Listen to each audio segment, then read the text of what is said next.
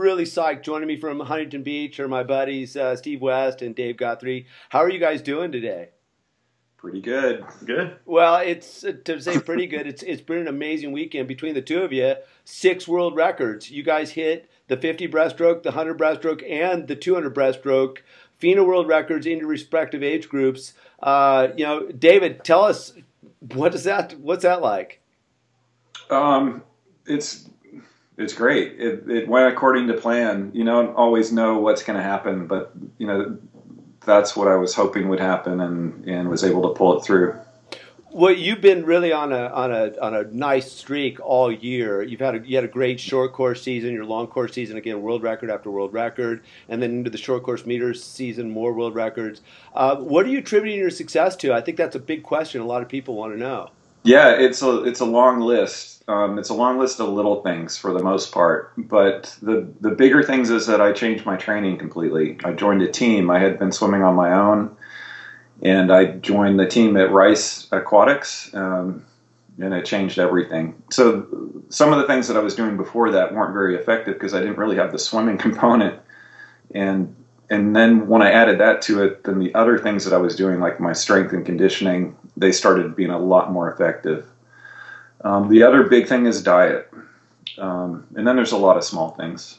Well, Steve, you and I know you pretty well, and I know that's a big part of what you've been up to. Little things. Here you are. You're coming off 2012, the oldest man to qualify for the United States Olympic trials, and boom, you're still on it. You're keeping at it. Tell us about what those little things are for you. Well, I mean, last fall I kind of took a little bit of time off where I wasn't training quite as hard.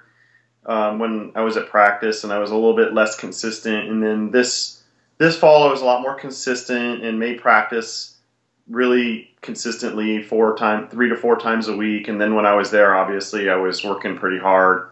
I added paddles back into my training this year, which I wasn't using them before, just because I was concerned about my shoulders. And then I'm still doing Pilates. I've been doing it now for about 20 months.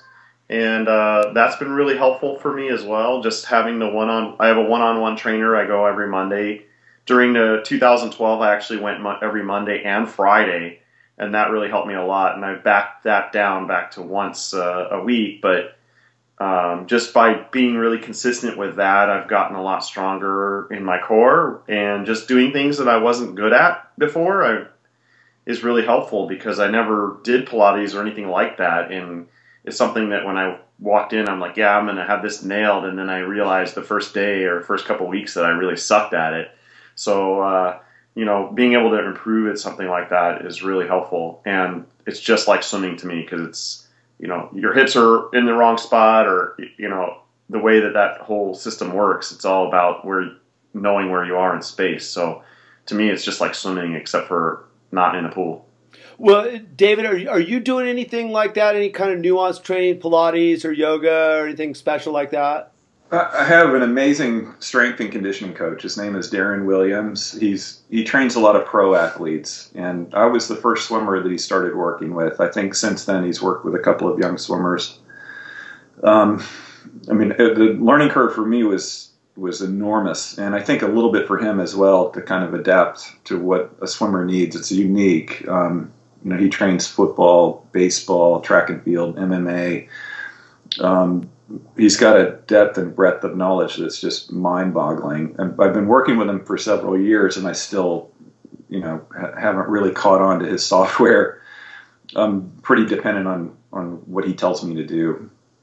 Well, do you guys find that you both are this isn't your first taste of swimming success? I know you guys you've come up through the ranks literally, but with that being said, it sounds like these might be little things that you're able to kind of continually replicate that development as you look for those extra avenues to better yourself. It's like, okay, where can I kind of apply what I've learned coming up age group, college, national team level, and apply this in other aspects of your life to succeed at this level?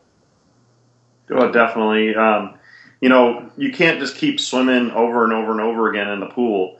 You got to figure out what is something different, or keep mixing it up. Otherwise, what's going to happen is you'll just get really bored with your training. So I'm really lucky that we have a team here in Irvine where they allow me to do a lot more breaststroke. A lot of programs I've guest swam at. It's a lot of master swimming tends to be mostly freestyle and really tight intervals, but not so fast swimming. And over the years, I've done a lot more simulation of what I'm trying to do in a race, and a lot of intensity, and not just doing the same thing all the time. Yeah, I have a little bit of a different reaction to that question, which is I've had to unlearn a lot of stuff that I grew up with, these ideas of how to train, what makes you successful. And I think reaching outside of the sport has really helped. The information I get from Darren and from, all over the place, massage therapists, I incorporate whatever information that I can, and I use that to really reevaluate everything I'm doing. So I'm not training the way that I've ever trained before, and that's the key to what I'm doing, and it's keeping it really interesting. And I feel like I'm on a path now that's working, and I'm just going to play it out. I'm going to see how far I can take it. Well, I think is that Summer in the background? Is that? This is my son. Oh, okay. Oh, yeah. Hey, buddy, how you doing? He wants one of the iPads. See you later. Well, I think that's a great example, and it's good to kind of bring this up. Is there's a lot that goes into life. You're a dad. You both work. All of these things that are different experiences, and yet you're still able to enjoy and carve out those little pieces in new ways to thrive in the sport. And I think that's a great example that a lot of people may be losing out on, or perhaps not even realizing that's out there, a new way of approaching it. Oh, definitely. A lot of people, I think, they think, well, if I can't do my best time ever or whatever, that it's not worth it or whatever.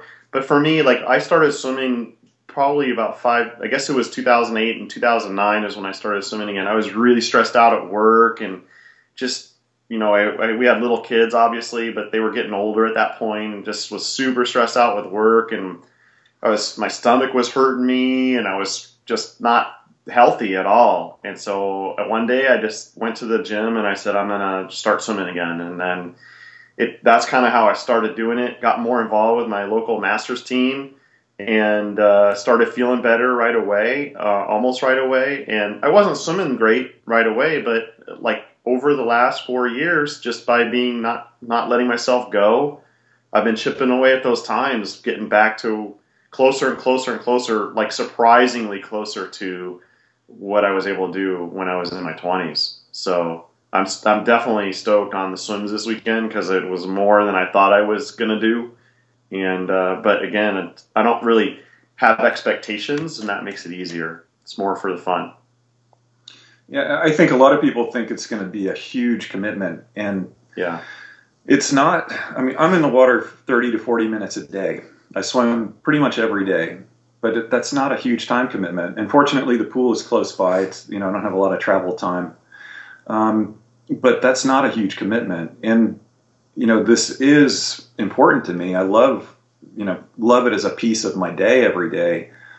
But my day doesn't revolve around this. This is 1 hour, or an hour and a half, including travel and everything each day, and that's not a huge commitment. On the other hand, everything that I do has this sort of swimming factor built into it. I'm thinking about, when I eat, when I rest, everything I do during the day in some way has that factored in a little bit. But it's not a huge mountain that you have to climb, instantly. It's just a little step at a time. And and it works. Yeah. Well, I've been to swim meets with all you guys, and you both realize that here you guys are at the pinnacle, at the very top of it. But I think what we've all experienced at the Masters meet is it's so much more. I mean, it's the social aspect, the fun. It's the octogenarian swimming the 1500. It's the woman coming back from having a child and swimming a 50 fly for the first time. There's a myriad of stories that just play themselves out time and time again that make it such a good experience. And I think a lot of people are really intimidated by, hey, I don't want to get involved in the competition. But the truth of the matter is there's so much fun to be had. Yeah, definitely. What about this? If you guys could pick one swim from the weekend, each one of you, one swim that you're happiest with, what's the takeaway? You got 3 to choose from. I could pick his. Which one do you think it was? That 200. Yeah, that's amazing. Now, Steve, tell us about that 200. 214, is that correct? Yeah, it was good I was hoping maybe after I didn't know what to expect going into the meet, but after I dropped a half a second off my 100 time and beat my super suit time from 2009, where I was wearing one of those full body suits, and so that was yesterday, and then I thought, okay, well, I just did that, and I probably could maybe drop another half second off the 200 as well, but I ended up doing a considerable drop, over a second, 1.2 seconds. So that's a really good swim. I think that might make, that may be for me like an almost difficult thing to recover, to do next year. So that was a great swim for me. But the 100 for me was also that was my first event, and that was a really great swim. So those two together, it's really tough between the two of them. Well, I can understand that. That's mind blowing, and congratulations, David. How about you? What's your one you're going to pick for yourself? That's a tough one. I had 2 lifetime bests this weekend. I swam the 100 and 200 IMs, so those are off events, but still to do lifetime bests is always great. And I probably would put the 100 as the best one.